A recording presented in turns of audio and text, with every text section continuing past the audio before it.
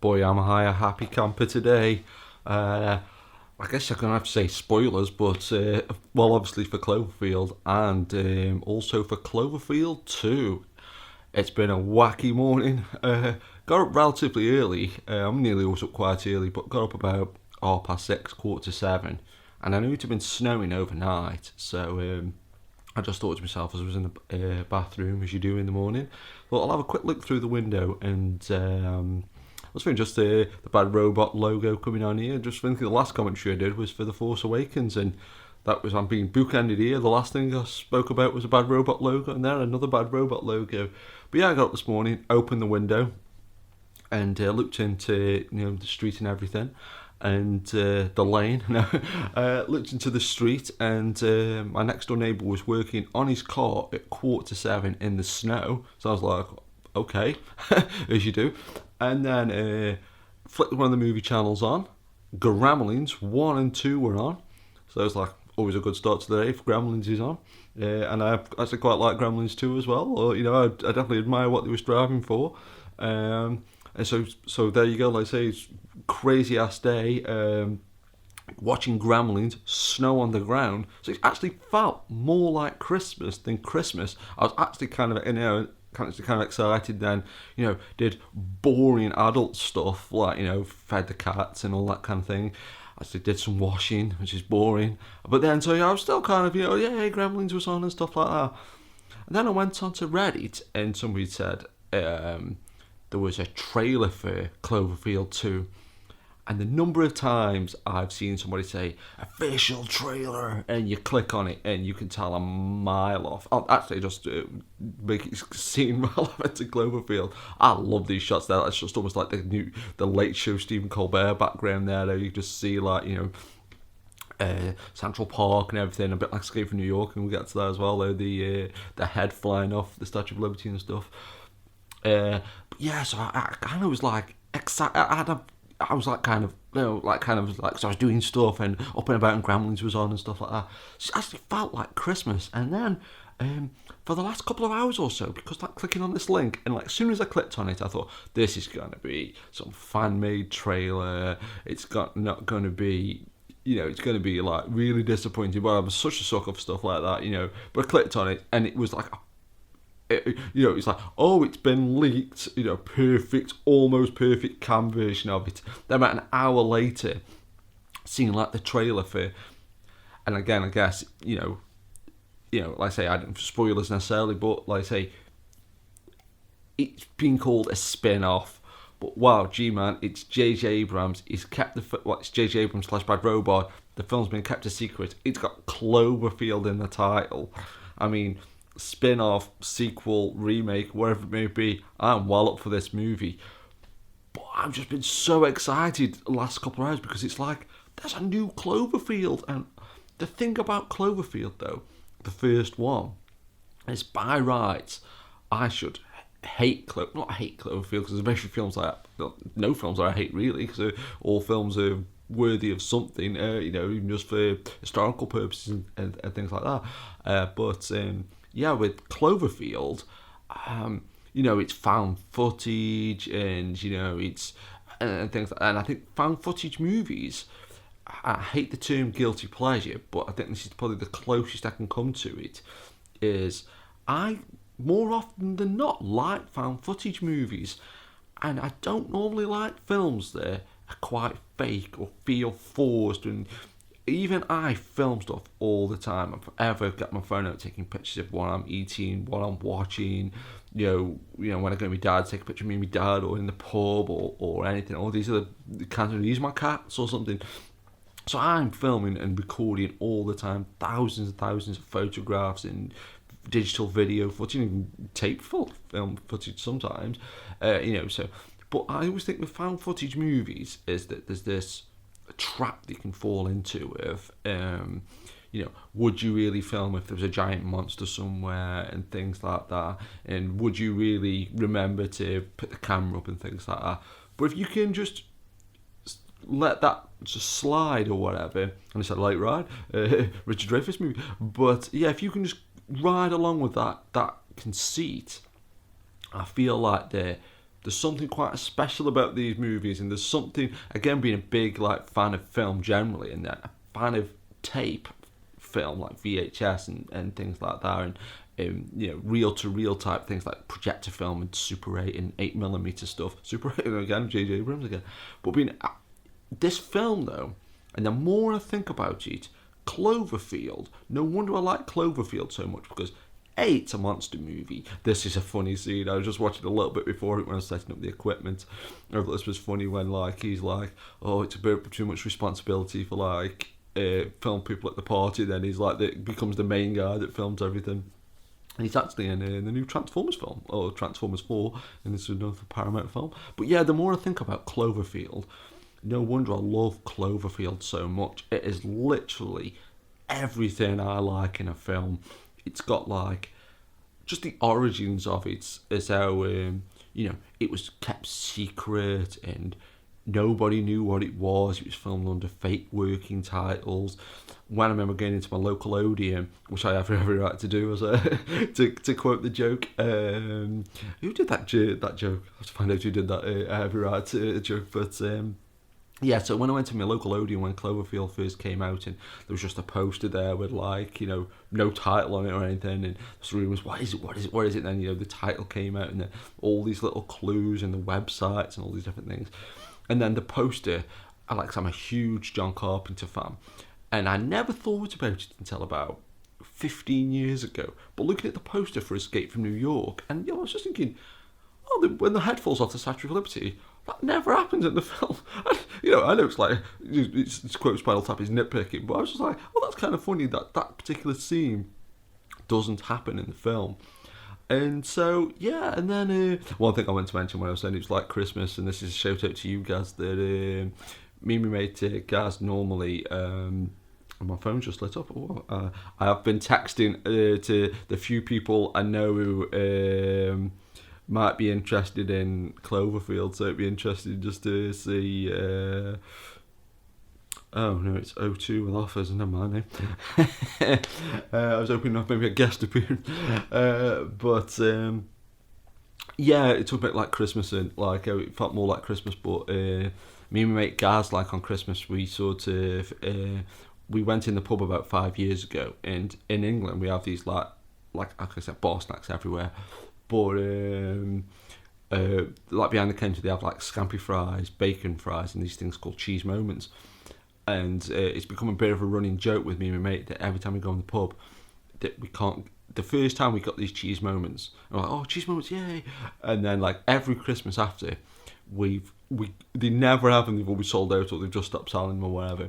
And we saw a guy dressed like Captain America once in there, and we saw one of my sister's friends, and we talked about like Nativity 3, and she was saying how rubbish it was, and it's become this super Christmas tradition, even though it's quite recent.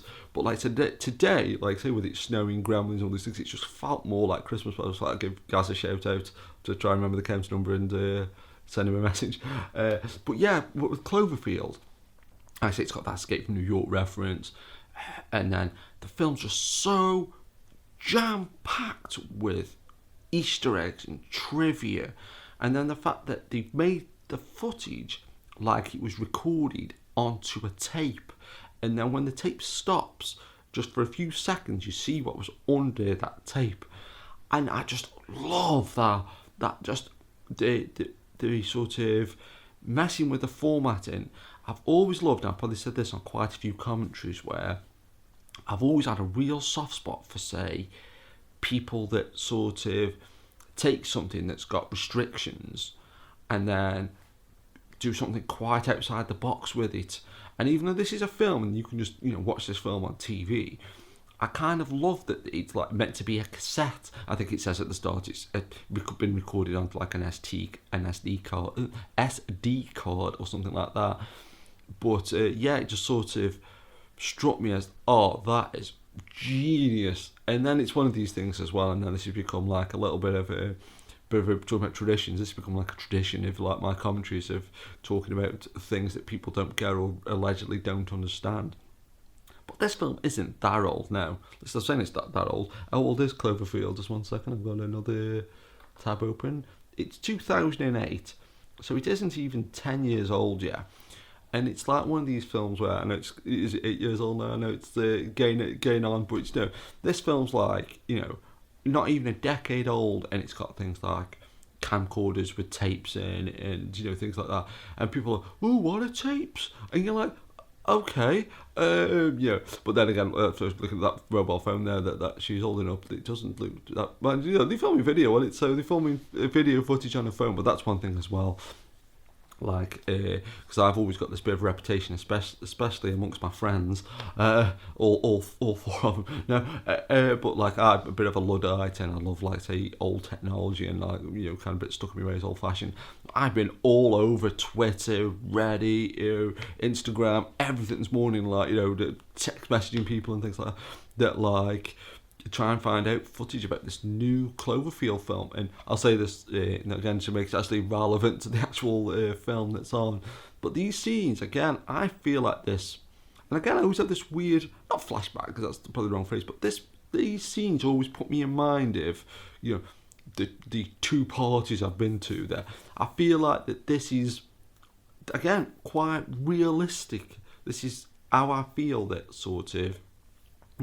When you go to like a party and like I say all the two parties I've been to, and this feels quite legit. That like it honestly it's not a memory because obviously this is fake and obviously I wasn't there, but it puts me in mind of that kind of thing. Of it really does feel genuine, and I think that's quite good. And obviously it's got to be a little bit exaggerated because it's a movie and you want it make it be exciting and stuff, so probably the people there are a bit too good looking, but then again it's New York. I mean if you live like where I live, you're glad if people have got teeth and more than anything.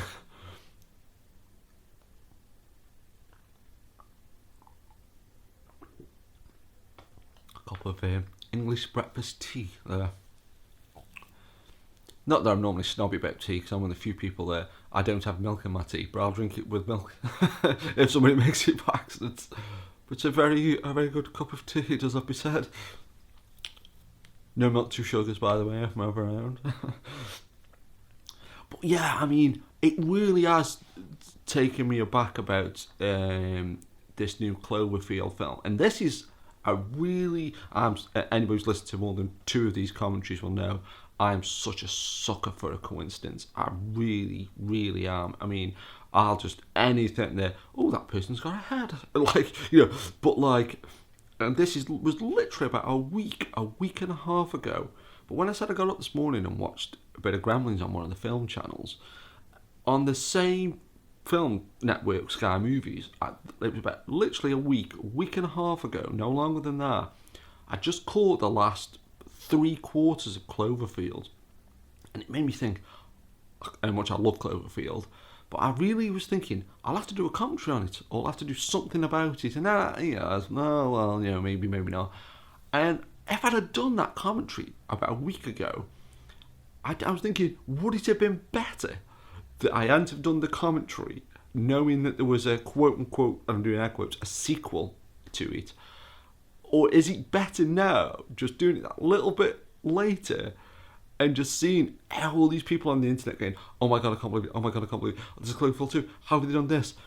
And when I was saying about like, one of the main elements I love about J.J. Abrams and just Cloverfield, but Bad Robot generally, is because J.J. Abrams is like roughly my age, and he's got that like mentality of, before the internet, and not doing loads of spoilers, and not even spoilers purposely. I think it's one of these things where the few films I've watched recently where I haven't known much about him, or just not really heard of him very much, they're so, like, well, case in point, and this is a film that I've got no affinity for, no real affection for, but there was a Hallmark movie on Sky the other day.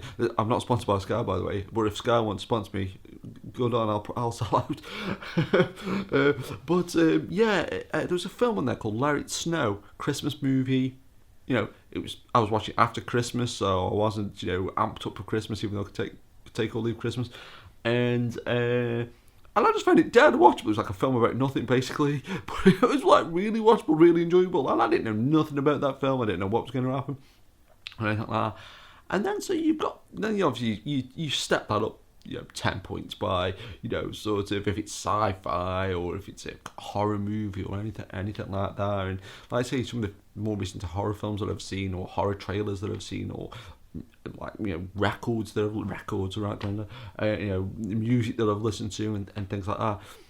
And one thing I love about like J.J. Abrams, even with The Force Awakens, pretty much the only stuff I knew going into The Force Awakens was things they purposely released on trailers or action figures and things like that. And I didn't really go looking for spoilers. I did a few fan theories and stuff, doing air quotes again. But I didn't really know that much about it. And the one thing that I do love, and it's sort of a component part of that, is the way JJ markets movies. And like I say, I mean, I'm not a huge, like, I thought Super 8 was good, but not, I did really enjoy it, but I didn't think it was, like, astounding, and I was never really a big fan of Lost or Alias or anything like that. But just the general way the company is built, I like how they do stuff, and I did enjoy Star Trek, and, the new Star Wars film was really, really good, and things like that. But like I say, Cloverfield just, I don't, like I say again, I almost think that Cloverfield is better than the new Star Wars film. That could be sacrilegious to say, but in the sense that there's this really old school film producer named William Castle, and which kind of fun. Did I mention Rosemary's Baby earlier on? If I did, he produced Rosemary's Baby earlier, but I meant to mention Rosemary's Baby. But anyway, that's beside the point. But William Castle, this really old school producer. And he had all these great gimmicks about, like, predicting the endings for a film, even though there's only one ending, which I'm surprised they don't do that more, multiple endings to films and release different prints and stuff, even like digital prints and everything like that. But so you've got, like, William Castle and things like that. And then you've got, like, like, say, he used to do all these gimmicks about, like, these special 3D glasses where you could sort of see the ghosts in 13 Ghosts and being electrocuted by the Tingler and things like that. And I've always thought, why isn't there more filmmakers like that now? That, even if it was done by some marketing exec, or it was real proper cynical of, okay, we're literally just going to, gosh, that gas man do these countries. I'm not even like drinking beer or anything like that. But yeah, so it's one of these things where you think sort of thing of, why isn't this more prevalent nowadays when you look at the few little examples that crop up within, say, the last, 10, 20 years? And I've always found them really fascinating, like something like Freddy versus Jason, and you're like, it's a proper gimmick, you're like, who will win, and all this kind of stuff. And, and like, if they'd have released two different versions to that movie, one where Freddy won and one where Jason won, and you didn't know which one it was going to be, and, I just can't believe that, like, it isn't more popular. But then you look at, say, someone like a J.J. Abrams, who's, I don't know if he's deliberately riffing on William Castle, or it's just a coincidence, or I'm just reading into something that's a great shot there, that I'm reading into something that isn't really there. But it seems like, for the most part, especially film nerds or film geeks really love all this stuff, but even the general populace seems to really go with his style of movies. Like, Star Wars is like the most successful film of all time, which is incredible to say when it's basically been out a month, which, again, no mean feat, and cool. Star Wars is the most successful film of all time. I'll go with that. This is one thing here, when you see the news on TV, this is one of my pet peeves. If you see the news on TV and they haven't got that little clock in the corner, because that just screams to me, it's like, that's the first thing I look for. Just in real life, sometimes I think, what's the time? And then I love this, though, when it's just like there, you do just see these little glimpses of what's going on. But yeah, like in the little, like how J.J. Abrams, like Star Trek everything was kept secret. Star Trek, everything was kept secret. Star Wars, everything was kept secret. Cloverfield, and they're just so much more interesting. And these really successful movies. But that's another thing though as well.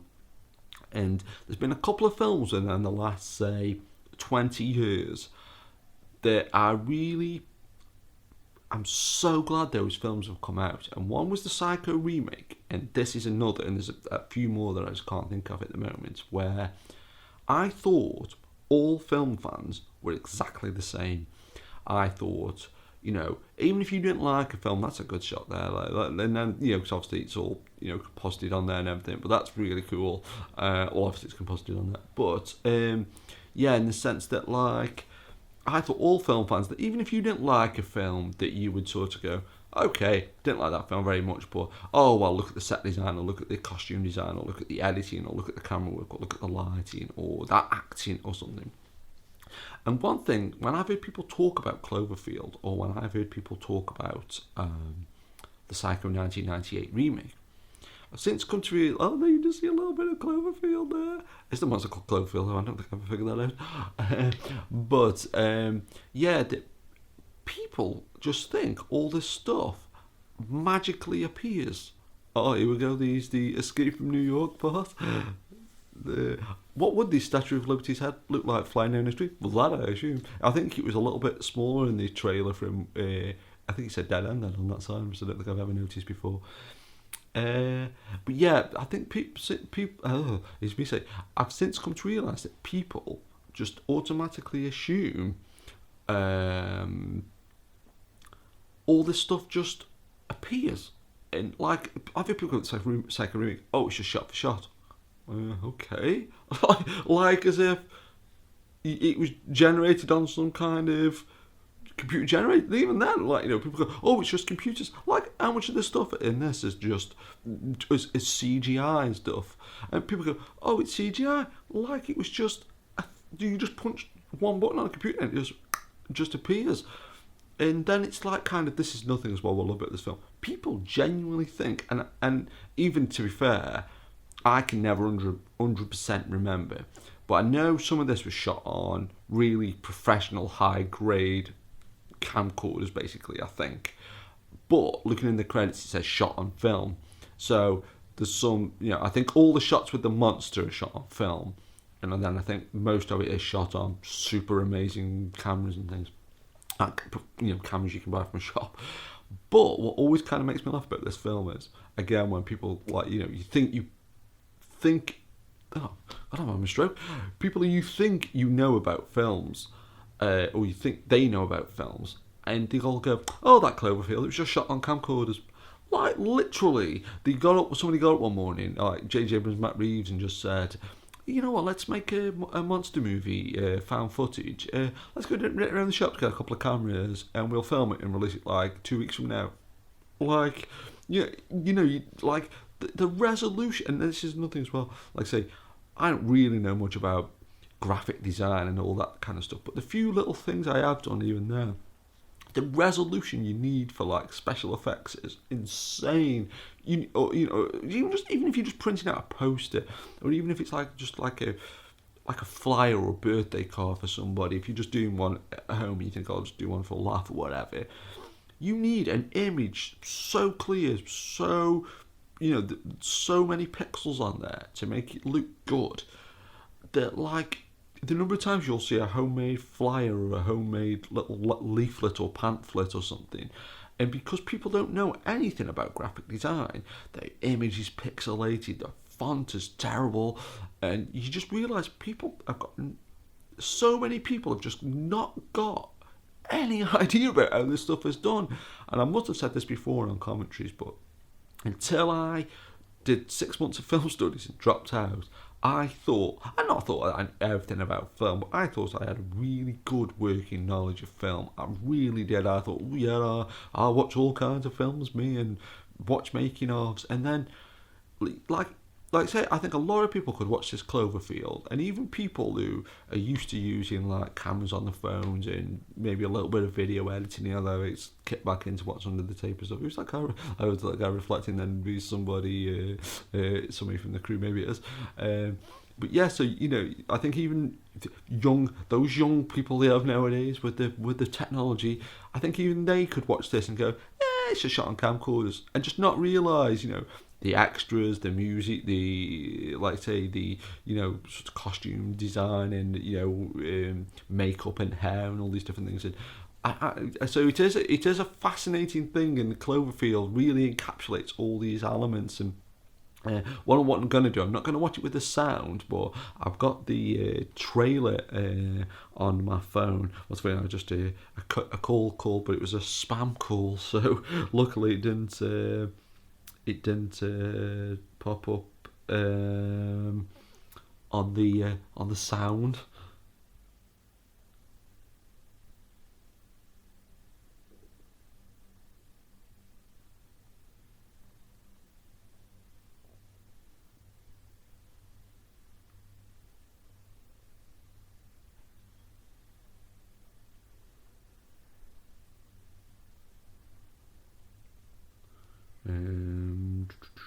This is an exciting commentary, so just so here's my trailer review for 10 Cloverfield Lane.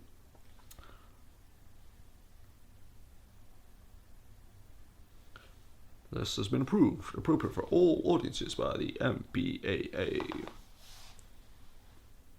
So, a jukebox, what's one of them? Bad Robot 4813. Someone was saying about the numbers, did you see a lot of numbers? I think that's Game of Life there. If you didn't know, then that was my zip. I've got my top button open because I have a big gut. Was that a V? I wonder what that was. Tape? That was a tape. Mayo, was that? They don't. What's really good about this trailer as well, I didn't realise they used a cover of Tiffany's I Think We're Alone Now, which is clever, right? And the way the trailer, it looks like, it's just a nice family or whatever, and then you realise, he's got a gun, she's handcuffed to some railings, and they're playing Game of Life, which is hilarious, obviously. Oh, it's on fire, they're building wooden knives. You needed gloves for something? Don't. I thought that was a logo for something at first, but it just says welcome. Oh no, big bottle to the face. Not King Ralph. Says, don't go out there. Somebody took a screen grab of one of the monsters through this window from producer J.J. Abrams. Is this like a little... Yeah, somebody took a little quick screen grab of that there, just when... That's so awesome that we call it there, and then it's like 10 Cloverfield Lane. Oh my god. Dan Trachtenberg is the guy, the 3rd of March, the 11th of March, sorry, with the bloody American way of doing it. But yeah, so that's kind of like, I'll definitely watch that trailer again before the commentary's out, try to do another better analysing of it. But yeah, the guy that's doing that, I think he worked on one of the Transformers films, and he's done, I think maybe the new Phantasm film, they're doing a 4K restoration of it. But what is incredible though, I would say, the difference, talking about Phantasm though, because Angus Scrimm, who plays the tall man, passed away in the last few days, and talk about the differences between sort of 2 days, what difference a day can make, right? Because yesterday, in complete timestamp in the contract, as timestamp because I'm talking about the trailer being released to Cloverfield 2, but Alan Rickman passed away yesterday, and it's like, oh my god, Alan Rickman's passed away. I watched Die Hard, and rest in peace, Hans Booby, and then 24 hours later, you've got this incredible news about Cloverfield 2, or I'm going to, what is funny though, because I clicked on that Dan guy's name, Dan, and bonus points if you know what I'm doing, Dan. I clicked on that Dan guy's name, and I think he'd worked on Phantasm, because I think they're doing a new Phantasm movie. Done in Secrets as well. It's all kicking off, right? But then I do think it's kind of funny is that, you mentioned to anybody who's got any working knowledge of film, and if you say Cloverfield, they'll say, J.J. Abrams, and the first one was done by Matt Reeves, and then the second one's done by that other fella. And I do think that's kind of funny in some ways, a bit like with Star Wars, though, when you mentioned, again, talk about Star Wars, you mentioned Star Wars to most people, and to be fair, J.J. was directed Star Wars, but most people would say George Lucas straight off the bat. Just I think a lot of people it was like some kind of Mallet word reaction type game and stuff. And then, but like Irving Kershner and Richard Marquardt and all that kind of stuff, and then the people who did Ewoks movies and things. So it is kind of funny though that sometimes like a producer or a writer can get most people just go, oh yeah, it was sponsored with it, direct by somebody else.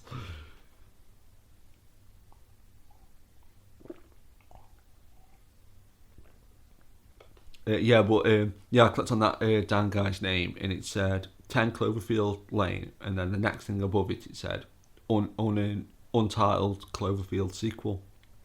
And I was thinking to myself, because they play it so coy when they sort of releasing these films, that they keep it secret and they work under fake titles and things like that. So I'm pretty sure even now, and I really hope this to be the case anyway, but those eyelash things are so terrifying. But that sort of, even if you was in the same room as J.J. Abrams and you said, oh, is this a sequel to Cloverfield, like a straight sequel? Even if he says no, and I think he has said, I've read a couple of little mini quotes, I think that he said, oh no, it's just in spirit and it's like a blood relative or a cousin of like Cloverfield. But it could very well not be. I think like how a lot of people thought Godzilla might pop up in Pacific Rim or vice versa, the Pacific Rim characters and things. And I think it's just like that kind of complete wish fulfillment. They're like, why didn't they just pop up in there? And I think it's like, with that 10 Cloverfield Lane, obviously, I mean, that's so great there, just seeing like, what's going on and stuff. It's like, oh, I just see the tail. That's great on the poster as always, when you see like fins going through. Oh, that's basically done. I've never noticed that before. That's cool. So yeah, that with this, talk about having your cake and eating it with this Cloverfield Lane, that even when it's come out, even if the Cloverfield monster isn't in it at all, I'll still consider it to be Cloverfield 2, or even if Cloverfield 2 comes out, it'll be a bit like Texas Chainsaw Massacre. There's like 2 part 2s and a prequel, and there's 2 films called Leatherface and all this kind of thing. So it works as one big giant movie sequel thing. Oh, there's the monster. There's actually a model of that monster. I don't know what movie sounded. There's actually a model of that monster, I believe. But one thing about Cloverfield as well. I don't know if I mentioned this earlier. I meant to. It took me about so many hours to find the right thing that I wanted there. But there's SpongeBob. But the bad robot offices were based on a street with the word Cloverfield in there. I think it said it was Cloverfield Boulevard, I think. But wouldn't it be so great if, and I think they've moved now, but wouldn't it be great if the addresses for the bad robot offices were just literally 10 Cloverfield Lane? That'd be so perfect. Because it's like, there's that like, it's so sort of, like I say it on every commentary now, but it's like such a quasi-fashionable thing to, like, everything's meta and everything's a meme and everything you can deconstruct in some way and things like that. But yeah, so it's kind of like, but like I said before, like, just as like growing up watching Godzilla movies, and especially the Hanna-Barbera cartoon and sci-fi and things like Invaders from Mars and things like that, and The Thing and Howard Hawks' The Thing, and the John Carpenter The Thing, and this is just such like an amalgamation, like a stew of. I remember Eddie Van Halen talking at his Smithsonian talk recently, saying that like, he took his guitar influence, and then David Lee Roth was into disco, and you've got Alex Van Halen on the drums, and Mikey's bass playing, and it was all this like literally like just thrown into a big mix, like a big stew and mixed around, and that's what came out at the end of it. And like I said before, like looking at that 10 Cloverfield Lane and this, I kind of love just how that's like, even that 10 Cloverfield Lane trailer, even though I've only seen it, 10 times. I've only seen this about 6 times. That like every time I watch it, like one of my mates said, "Oh, it's got Tiffany on there." Like, "Oh yeah, of course." And then it's like, "Oh, there's John Goodman's got a gun, and they're playing Game of Life, and their numbers on the jukebox, and it's just so loaded and stacked, and literally just in almost every frame of." There's something going on. It's just and it's a bit like with this. Like, one thing to in every frame, in the credits, it says, "Thank you to such a studio for the use of these images." And there's like from 20,000 Leagues Under the Sea, King Kong, and a couple of others. And I think at certain points in the film, I think in the count numbers are on IMDb, there's still images of all these great monster movies. and I've never spotted them to this day. It'd be a good excuse, right? Just to, afterwards. But yeah, so with like Cloverfield, it's like I say, it's like as if it can't do enough to sort of make me love this film. And me and my mate once, Tom, had a double bill of this and Godzilla Final Wars, and they really complemented each other so well. How this is like almost like an American Godzilla, and then you've got Godzilla Final Wars, which is like a Japanese Toho Godzilla film, but it had the 1998 Godzilla in there and stuff like that. And so it was just, oh my god, like again, this big, great mix. And then we've just had like the Gareth Edwards Godzilla, and then there's a new Toho Godzilla coming out next year, and it looks like it's going to be a guy in a suit, and the guy in the suit looks great, and the CGI American Godzilla was dead cool. So it's like, what, this last like 8, 9, 10 years, what a great take. Oh, there's Cloverfield, and that's nothing there as well. Like I like to say when a lot of people saying about Die Hard just because of obviously Alan Rickman's unfortunate passing and things, and like it's almost like Hans Gruber is almost a bad guy you want to root for and things like that. And that's nothing they'll just go off on a quick tangent. But one thing I did think was really sweet, in because even though I'm a big fantasy sci-fi fan, there's a couple of genres that, and it's my own fault really, not anybody else's, but I've never really got into them as much as I probably should have done. And Lord of the Rings is one, and Harry Potter's one. And even though I've seen, like, I think the first Harry Potter film, the third, and I think the sixth one, I'm trying to think what he said on the tickets when it's like, they shorten it down fit on the tickets, like Harry Potter 3. So I've seen a couple of the Harry Potters, but, and like, that's always a great shot of Cloverfield there staring in at him, as he goes through. But like the 1998 Godzilla's one, he roars at the camera. I'm sure most people won't want me referencing, saying it's like Godzilla 1998, but I love that film.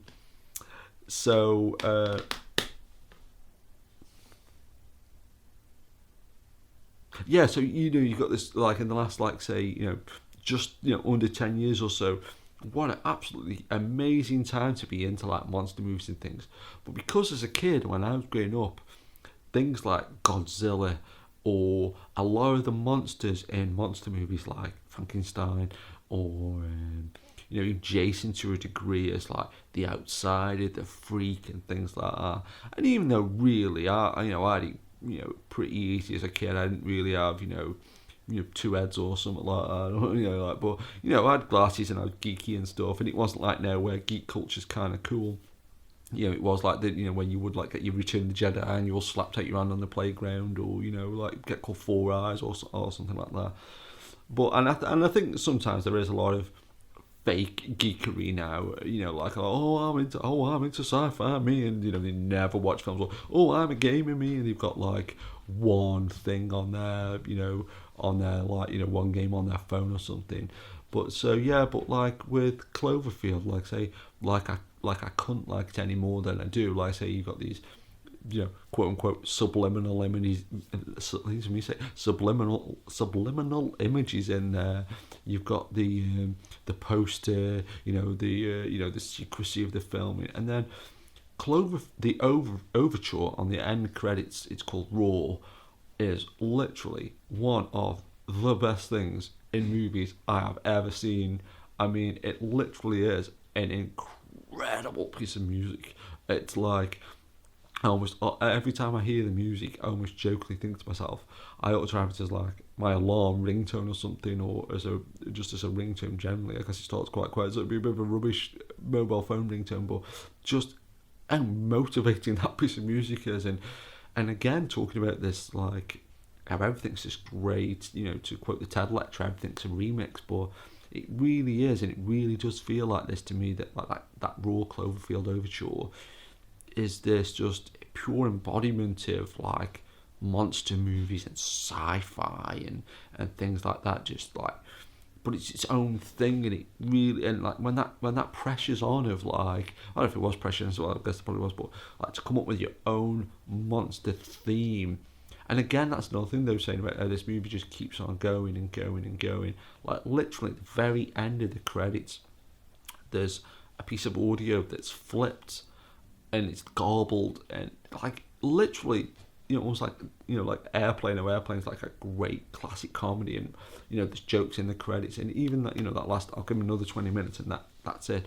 Right, and even in Airplane 2, when it's like coming through in Airplane 3 and things like that, literally to the end of the film, that they pushing the envelope, and that's like what I was saying earlier, that obviously you've got a certain amount of restrictions what you can do with film, even when it was 35mm or 70mm film, and even though it's like digital now, well, this was shot on film, but now a lot of times it'd be digital and digital on TV and things like that. But when you're literally just pushing every element of the film, the sound, the look of the film, the content, the poster, the music, and literally to the last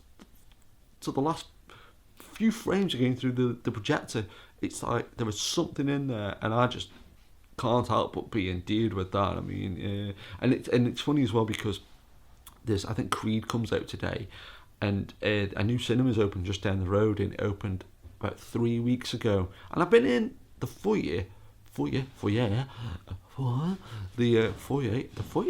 That's a weird word to say. I think I actually wrote this word the other week. So I've had a quick look round, but I still haven't been in yet. And sometimes I think, geez, what's wrong with me, so-called hardcore film fan? And I'm in a brand new cinema that's open in my area, but like thinking about, I've got to go see Creed next time I get a bit of money. And like say, when this Cloverfield 2 announcement came out today, I was like, oh my god, it's the Cloverfield 2, yay! But what is funny about this as well, and don't get me wrong, it's a real proper achievement, especially with the sequel, to keep it under wraps. But the more I watch like this, and the more I look at the 10 Cloverfield Lane, I don't know if it's a place, I think 10 Remington Place, I think that's interesting. Films with streetcar name design, films with street addresses in the title. That could be good. And I was thinking about this the other day. This is Alan Rickman's answer phone message. This is a message to my future self. Films where somebody has actually made something within the film. Like when I said I was watching that Late Snow, and they were making like cakes, I think. And I was thinking, because there was a couple of different camera angles and a couple of edits, but I was thinking that would have been really cool if they were actually making a cake during the scene. I was thinking, there's been a film where somebody's actually made something within that film, like actually built something or drawn something, and I was like trying to think about that. So that's just a mid commentary ramble. So it's just like the rest of the commentary, really.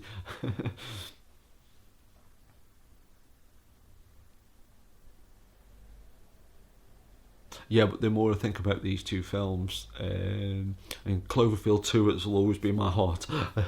It looks like a heck of a lot of it is filmed indoors, and it looks like Day of the Dead, which is like my favourite of the Romero zombie films. So, not using the Z word, but my favourite of the Romero Dead films. So, if it's anything like Day of the Dead, a Cloverfield 2 that's a quasi Day of the Dead, take my money. Talking about memes, everything's meta nowadays. But yeah, looking at a lot of this, and it shows though good editing and good filmmaking, how it can trick your brain almost, because literally from where I'm sitting now, I can see the VHS box to Texas Chainsaw Massacre, and there's so many people there, especially when it first came out, but I think even now, that watch, say, the original Texas Chainsaw Massacre and think, oh, it's just heads flying off and limbs and loads of blood, and there's hardly any of that stuff in Texas Chainsaw Massacre. It's so well made, and it's so, like, the first couple of times I watched Texas Chainsaw Massacre, and it's sacrilegious to say I thought it was like a little bit dull, but now you watch it and it's just like building, it's like real slow momentum and everything.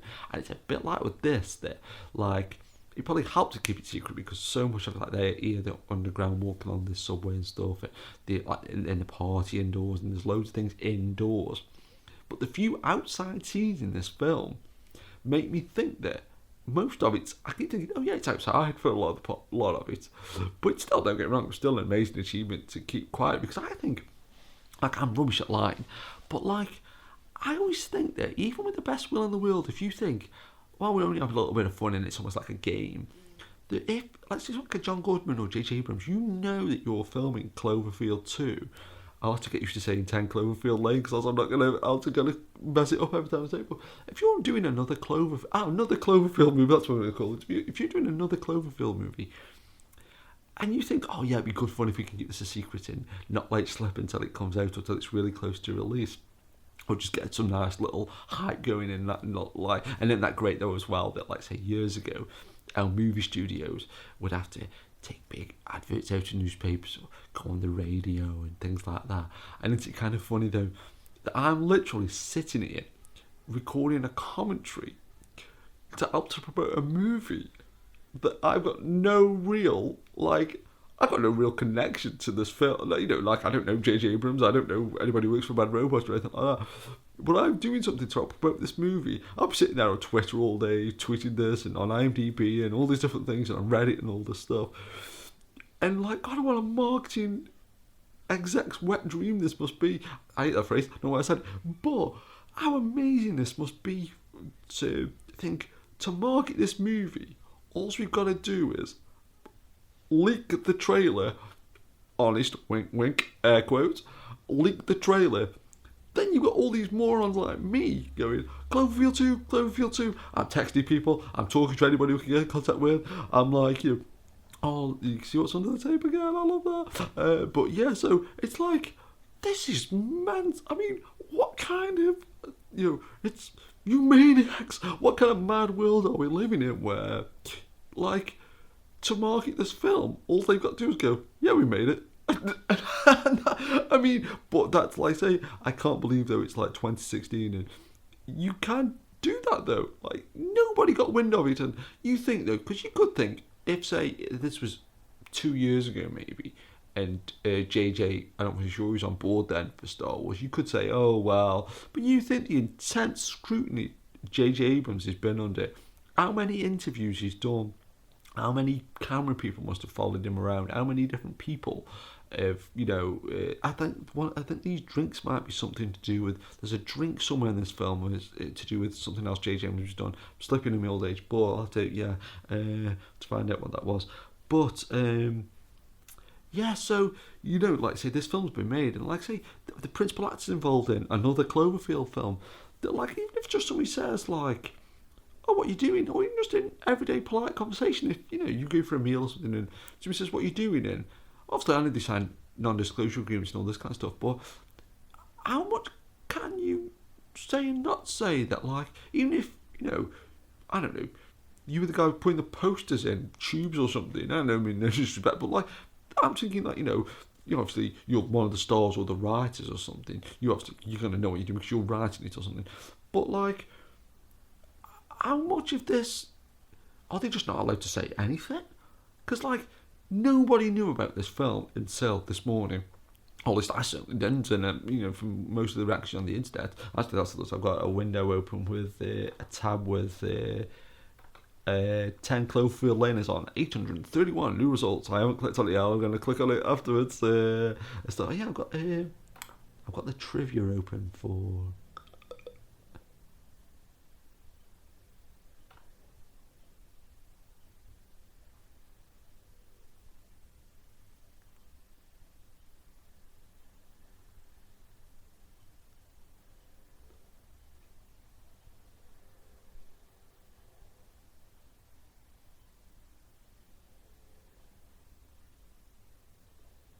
Find the name of that drink. It'll be there somewhere. It's like Slusho or something like that. Don't know, I might be getting that confused with Futurama. But yeah, even the best one in the world that just say you're working on another Cloverfield movie, and you think, yeah, I won't keep secrets out. You know, I won't like slap and everything. And just say there's 1,000 people that are working on this film. That's a very conservative estimate. Just say there's 500 people working on this film, which is it's way more than that. But like, you think nobody in the last year. And like I say, a lot of these people would have been involved in some way with it. Star Wars, you know, even like just work for the same company, or like say if you're friends with J.J. Abrams or something.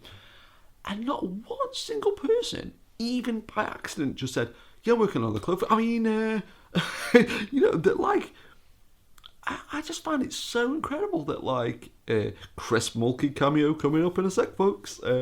Would be great if I only did Chris Mulkey films. He's the main renegade cop in K9000. Check it out, everybody. But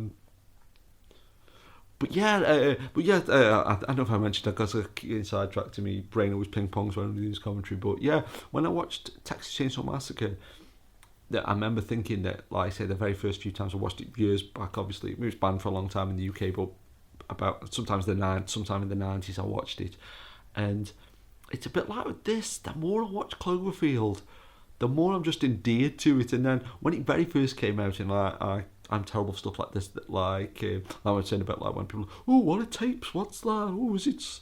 I don't understand. But like, it was funny-ish then. But even now, the more this film gets older, and with the 10 Cloverfield Lane, is that like now it's kind of becoming its own little world and universe. And like, oh, I can remember walking in the Odeon, so I've ever had to do, and seeing the Cloverfield standee, and that now is a built-in memory to go with 10 Cloverfield Lane. And like now I'm already like, this is a proper film geeky thing that like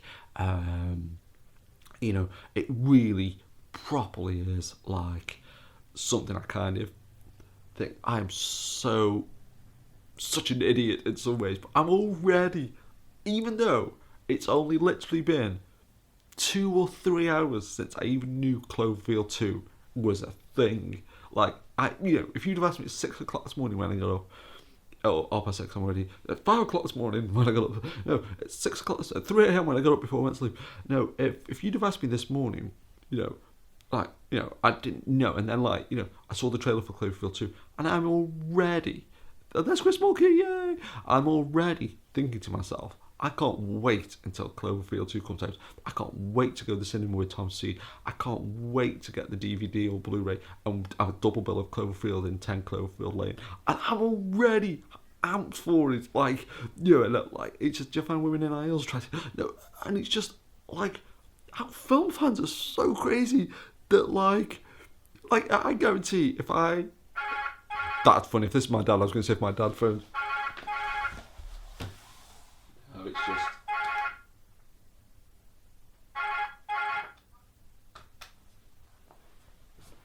It's just, it was just a withheld random spam number. Has there been a Cloverfield outbreak? Who keeps phoning me? That was going to be funny because I honestly thought it was going to be my dad phoning then, because I was going to say,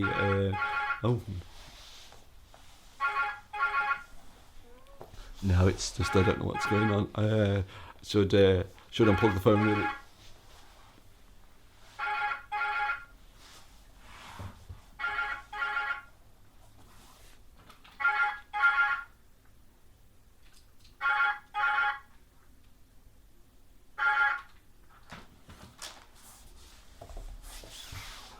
That's only about the third time that's ever happened on a commentary.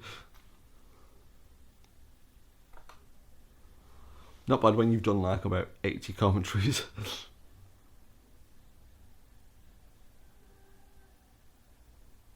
Yeah, but I was going to say, like, I'm already thinking, oh my god, like I just thought of another Cloverfield memory of watching Cloverfield at, was it a Warner then? Warner or The View that was in my area, because it changed hands. But thinking to myself that, like, we got to the very end and there was that weird garbled sound on there that, that like, oh my god, what's going on? And it's like, but if I said to, like, my dad, Cloverfield, I'd bet money on it, billions even. Who did win that Powerball anyway? God, that's crazy though. You could just think, if you won that billion, you could make loads of Cloverfield films. Loads of films for that, man. But yeah, if I said to my dad, like, Cloverfield or somebody of that generation, he'd be like, what? Like, he just wouldn't care. Which is fine.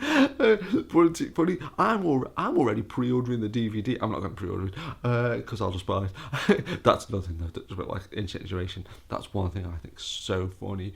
Like, I talk about Sky Movies, and don't get me wrong, I love Sky Movies and stuff. But there's adverts at the moment to pre-order The Force Awakens. Like, don't get me wrong, The Force Awakens is going to sell a lot.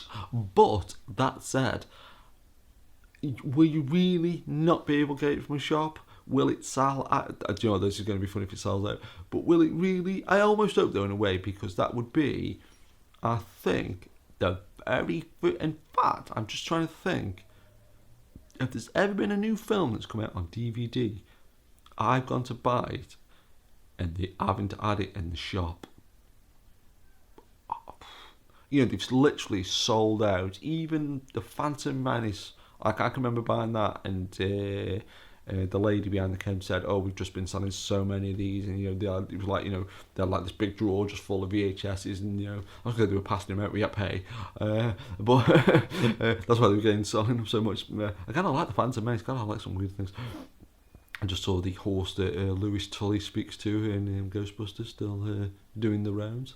That's a great shot as well. That kind of reminds me of something else where two buildings are close like that. Maybe it's Cloverfield I'm thinking of. But it's like there, though, like these little shots like that, or these literally like pickup shots or something, or like not pickup shots, but like, you know, to keep this film a secret, they did literally just bomb out at like 5 a.m, just do a quick shot like that, and then like, you know, change it in like, you know, in post. That's another thing though, talking about like what kind of weird topsy-turvy world we're living in, but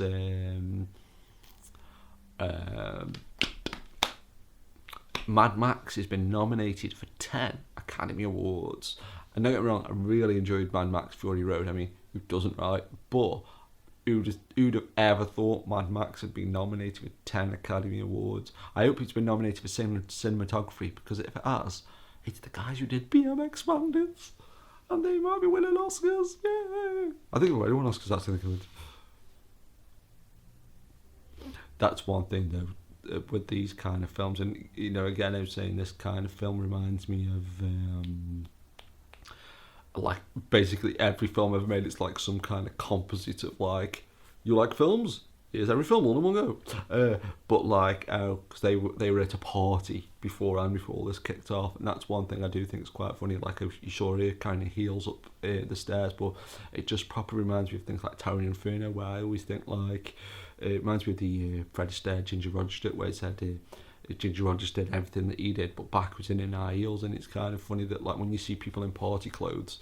And even like guys, I know it's like shirt and just a pair of trousers, but I do think it's quite funny that like when you see people just like, you know, dressed for having a night out, and you're like, oh, and practically it is for if there's like an apocalypse. You know, it's a bit always like Die Hard when it's like when he's running up the stairwell, it's like 32 computers.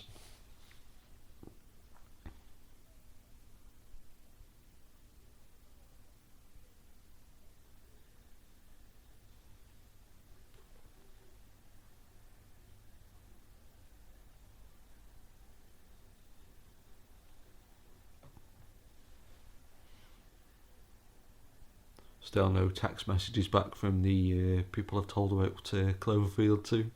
Still early in the UK.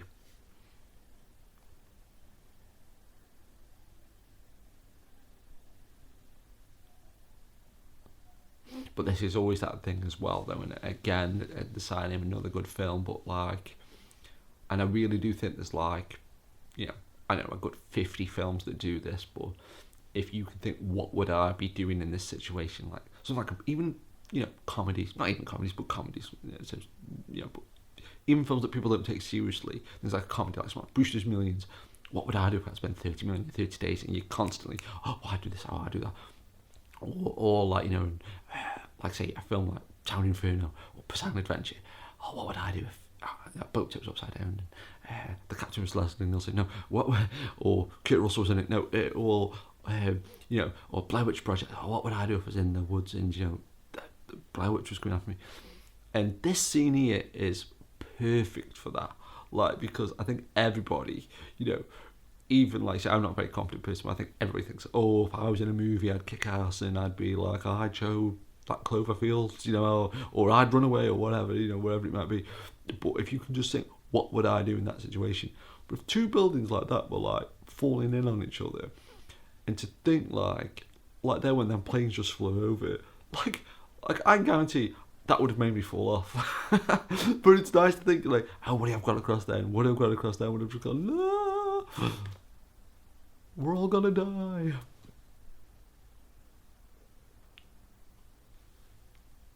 And it's like that though. Might be a good excuse to watch the another Cloverfield movie trailer again.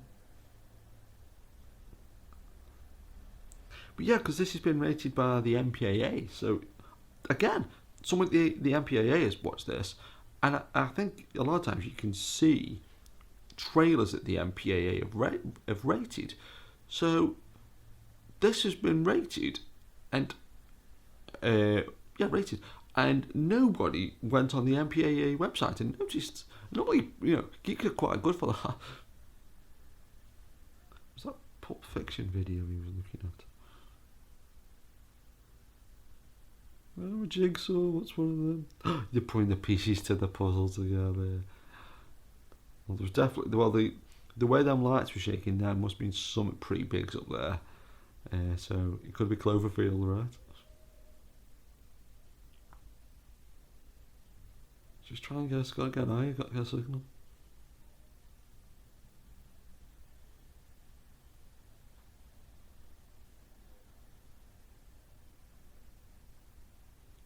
Oh no, she's just a Fred Flintstone with a glass ball.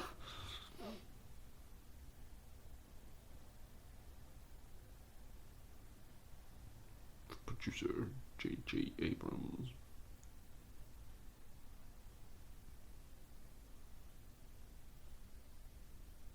Oh God, what was it? It was a thing.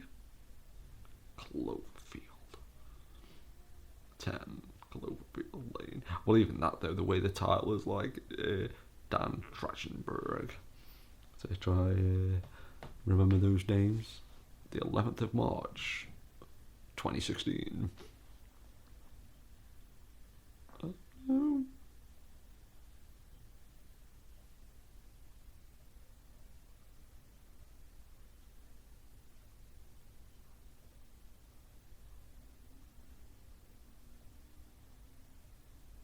It's like there though, even that shot there, that like kind of, and this is the thing, like by rights, where like I should hate this movie because like there, that's such like a crate. Because on the one hand you think, oh yeah, that's what would happen if you just put the camera down, like it wouldn't be filming anything in particular.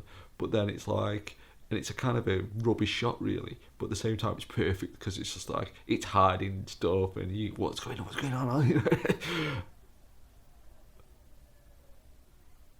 But it's great just seeing like there the angle outside the window. I saw a funny tweet yesterday because it says a CNN there, but it's quite who said the tweet now, but it said something like, "What does CNN stand for?" And somebody said Cable News Network, and the person replied and said, "Well, it could stand for that, but well, we don't know. Nobody knows for sure." I thought it was been hilarious.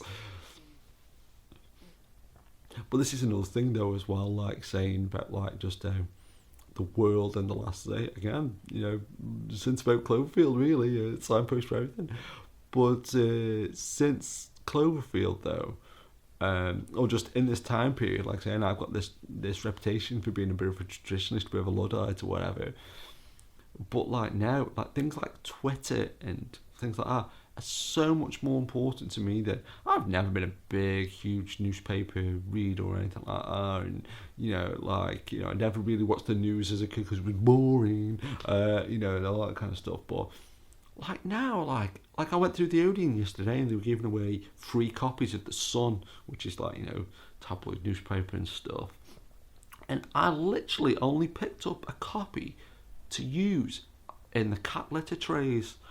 I'm just thinking, news and journalism, how like it literally, and like the actual, like I was just flicking around the channels this morning, and because I was like I said, like kid at Christmas, like basically like I got the toy fire engine I wanted, or more like the toy chips motorbike, but and I was like, oh my god, and they had like entertainment news on like like ITV, one of the main channels, and I'm there like raving, out loud and internally at Cloverfield too, and then you got entertainment news that's like being broadcast live there and then, and it's like, we've got our finger on the pulse, what's trending, and what are the hot topic buzzwords, and the internet and all this, and they're like just like so like, oh, this person's got a CD out, or this person's got, and you're like, no wonder traditional mediums are dying out, especially for things like news, when you can literally just go on to Twitter. I still wonder what we're on now. 1004 for 10 Cloverfield Lane hashtag. Check out the hashtag for this later, folks. Oh, there's Cloverfield again. Oh, that's one thing I was going to say, and I always like I say because I'm just rambling right on as well. But that's one thing as well. I always and still do. especially in monster movies, not so much slasher movies or just movies generally, but monster movies. And nearly, that's very similar to the Godzilla 1998 shit, which means it was like the foot was the wrong way around. Bruce came forward, I think. But the way the helicopters chasing him, but I always hope the monster gets away. Like, it's like these humans, kill everybody, destroy all humans. That's a good game.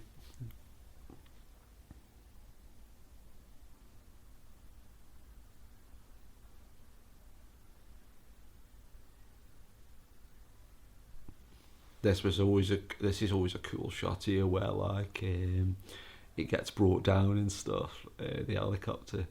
But again though, I think that's where some of the strength of this, but again, this is one of these films thinking about it, talking about things like Texas Chainsaw Massacre, the way it's like really sort of ambiguous what's happening and things, but in principle, all the main characters in this die. And you're like, and that's another thing, like we're talking about, like say people like William Castle and people like that. They've got such a good reputation for sort of marketing and things, and you get like the financiers or the money men, like, hey, where's I've seen all this kind of stuff. I love doing that impression. It's not a very good impression, but I love doing that.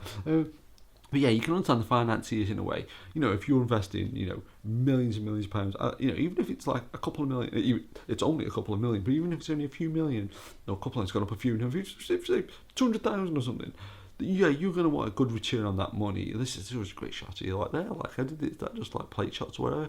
But yeah, even if you've invested a certain amount of money in a film, but like when they get them butchers and ministers and that invest in films and Ed Wood movies and things, and in the film Ed Wood, they're like, no, what you do, want this film to be a success and everything. It'll be the best film you've ever seen, and all this kind of stuff. So yeah, you're going to want to return on the money. You think that they're really going to try and Cloverfield, watch out. They're going to really want to kind of engineer a film to the best of its ability to be a success.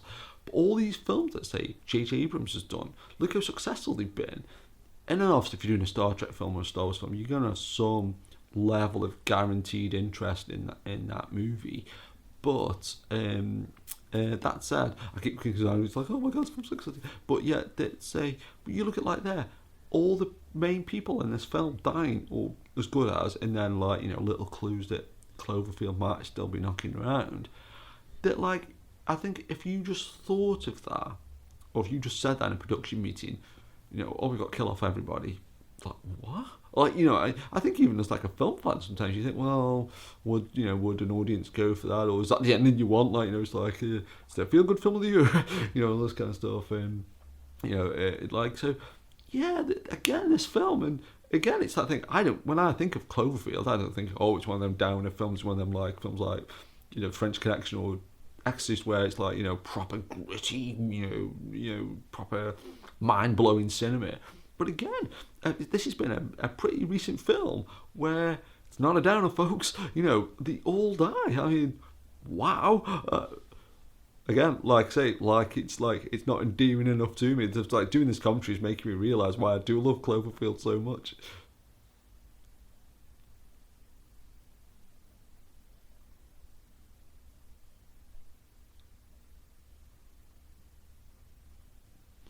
This is probably, though, talking about, like, say, if the film has got a fault with it, and this is that thing where I probably would, if push come to shove and I was involved in any kind of, like I say, not being involved with it, but if I was involved in any kind of capacity with this movie, reason number 394, well, I'll never be a successful movie producer. It might be a movie producer, not a successful one.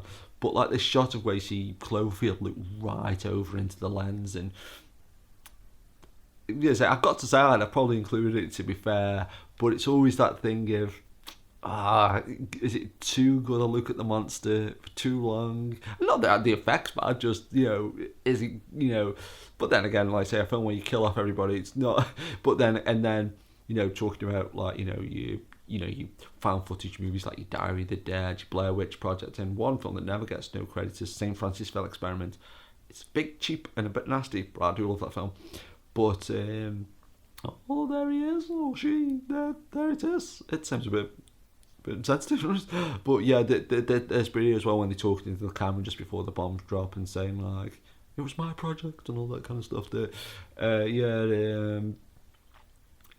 Again, this is maybe the only bits, not, just one of the few bits where, again, nothing wrong with the acting, nothing wrong with the script writing, nothing wrong with the way they can structure anything like that, but, if you just ended 5 seconds ago, maybe, but again, I love this movie, so there can't be that much wrong with it in my mind, in the brain. You miss that when it's gone.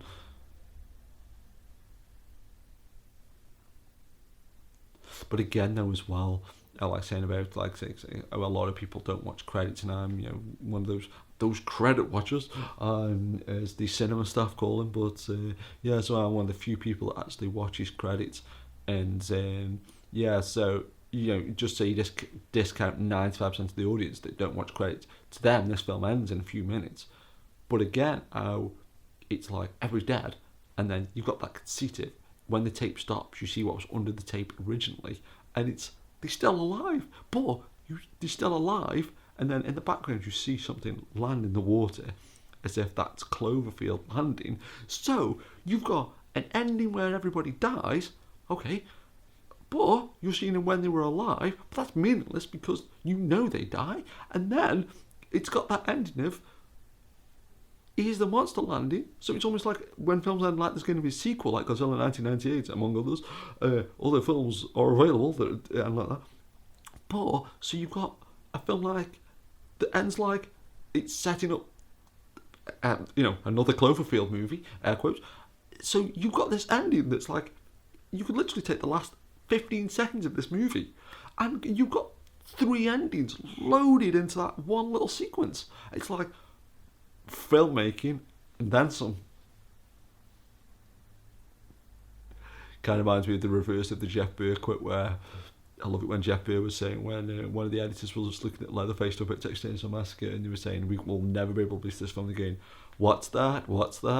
Is that good filmmaking? No, get rid of that. It's kind of the reverse of that. But I love Leatherface. I'm not saying it's about film. I think Leatherface is great. Jeff Burr's great too. Oh no. I mean, look how clear that footage is. I mean, that's what's kind of funny is that, like, say, again, when I'm saying about, like, how people just go, yeah, camcorders, and it's like, most people would love to film a shot that clear. And again, it's all that lighting and production design and everything like that. And actually, I had to research this film a bit better, like I haven't had time in the last near decade, but to see what if it was just all shot on film, because I have read that it was camcorders, but then again, I've read it was shot on film, and all the shots seem to blend in quite well, so.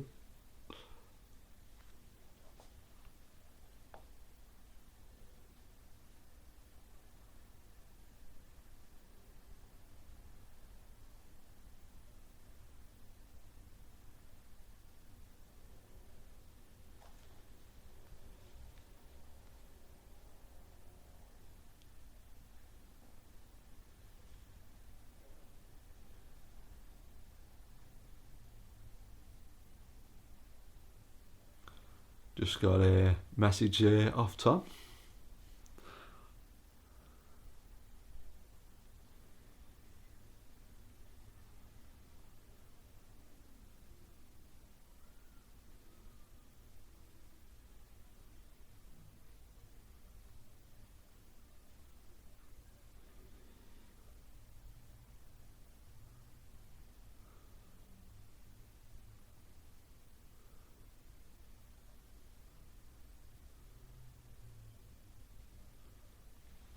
Yeah, I mean, this is that great shot where you just see, like, say, Cloverfield land in the background.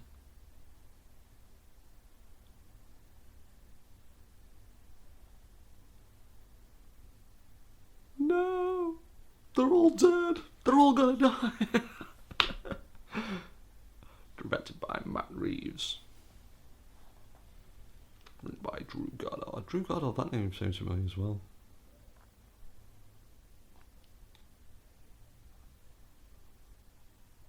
The property of US government do not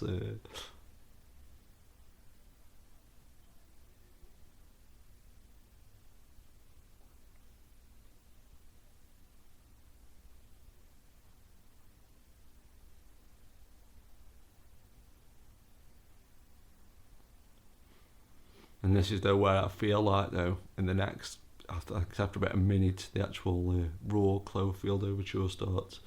But I feel like that with this, I don't really even feel like I should speak over it.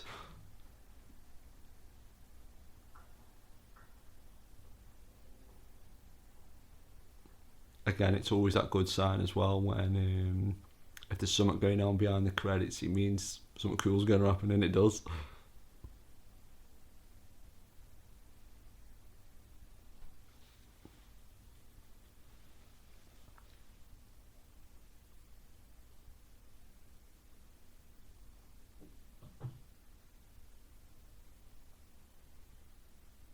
Cloverfield. In old years, folks, it's going to be catchy, raw, Cloverfield overture.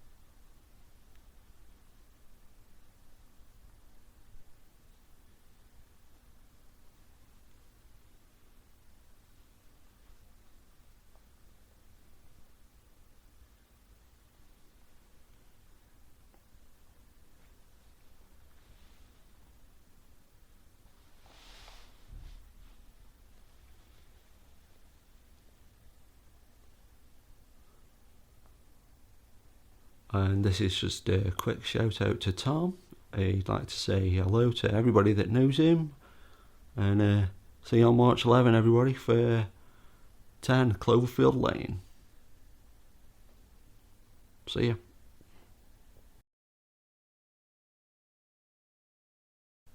Ja, leuk voor welke naast. Hier over ben wel snel mee. En misschien dat hij ook best wel, yes, not yet.